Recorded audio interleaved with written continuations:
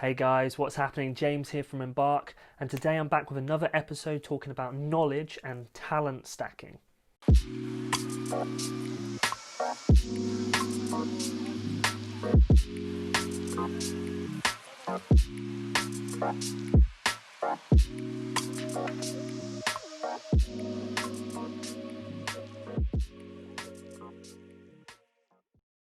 So I've always been a keen consumer of information. I lean more towards text, but recently, past few years, I've been watching more videos and listening to more audio, so podcasts and things like that. As you grow older, you start to see more connections in different aspects of your life. And as you know, applying information from one area to another area can be very helpful. That connection of information is knowledge, and taking information from one area and moving it to another can help you grasp different concepts very quickly despite not having that much knowledge in that area, because you bring in other information and you can pick apart those systems and models. Effectively, this is just one piece of information interacting with another piece of information. So the more information you have in your head, the more interactions that can occur, and every time you get a new piece of information, your brain will connect the dots with what you've already learned. This can happen consciously or subconsciously, and this is an extremely powerful mechanism. The more you put in, the more you're going to get back. If you're having a hard time visualize it, don't worry, Metcalfe's Law's got you covered. I'm going to show you a graphic now, and that's going to help you to visualize what I'm talking about. Metcalfe's Law states the effect of a telecommunications network is proportional to the square of the number of connected users of the system. As you can see from the image, the network increases dramatically with each new user. So with 2 users, there's 1 connection. With 5 users, there's 10 connections.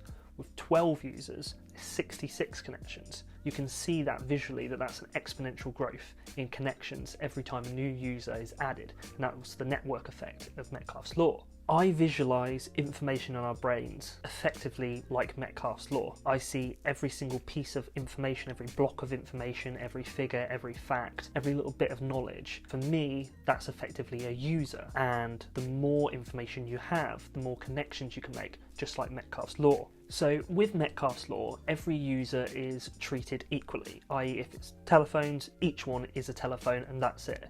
It's all equal. However, when I think about information, some information is going to interact more than other bits of information. So one little fact or figure might only be relevant to a certain small niche of knowledge, whereas something like a system or a model might have multiple uses across hundreds of different pieces of information. Therefore, systems and models that can be used in conjunction with loads of other different bits of information are far more valuable than just one single fact or figure. Therefore, they're more important because they network better. The other thing to think about when it comes to this knowledge law that I'm talking about, it's not just a case of one piece of information interacts with another piece of information. With telecommunication, when you're looking at the users, it's just one telephone connecting to another telephone, and that's one interaction, that's one connection that's been made, and that is it. When it comes to information, if there's 2 pieces of information and they interact, they can potentially branch off and create a new piece of information. For example, that's where an idea would come from. There'll be 2 pieces of information that would come together, and a new brainwave would come from those 2 pieces of information.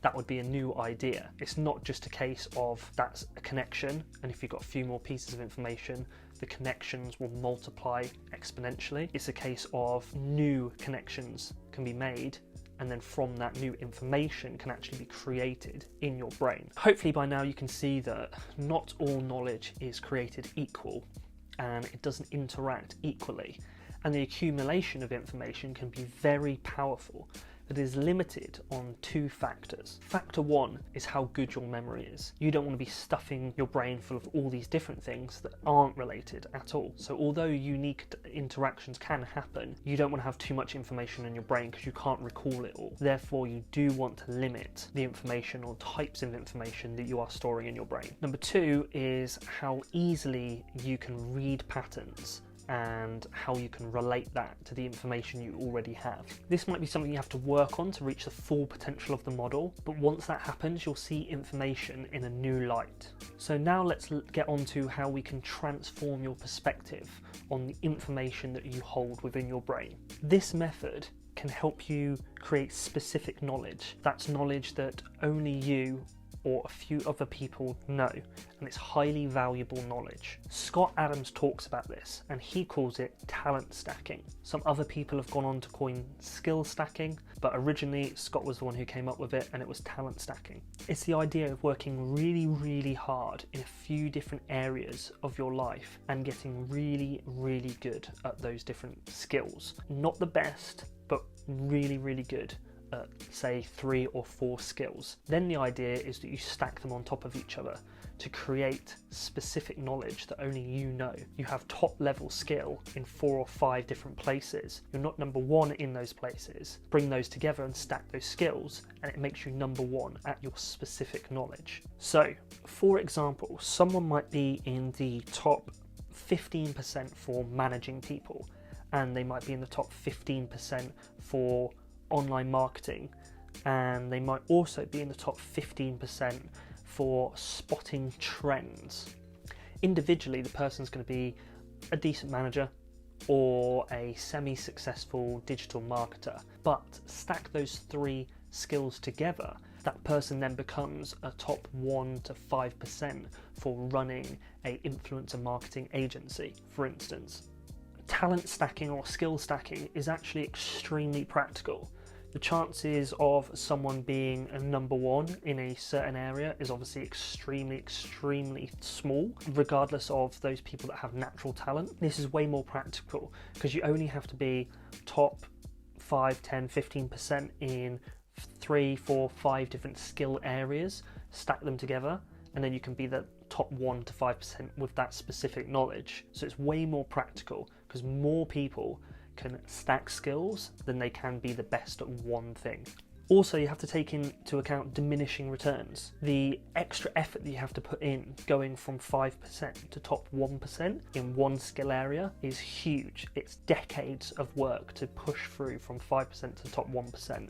Whereas if you're pushing from 15% or 10% in 3 or 4 different areas, the amount of energy you put in to that will be far less than trying to be the top 1% in one skill. Therefore, it's actually extremely practical, and you don't have to worry about diminishing returns when it comes to stacking skills. So, to summarize, information in your brain interacts like users in a network, so make sure you leverage this, concentrating on systems and models as they interact better, and aim to be the top 10% in a few different areas that you like, and bring the skills together and stack them to give you highly valuable and specific knowledge. So guys, that's all from me today. I hope you enjoyed that video. Let me know if there's a specific topic that you'd like me to go over. Drop a comment, drop a like on the video if you enjoyed it, and don't forget to subscribe to the channel, guys. We'll have a video here every week. My name's James, and I'll see you on the next one. Bye.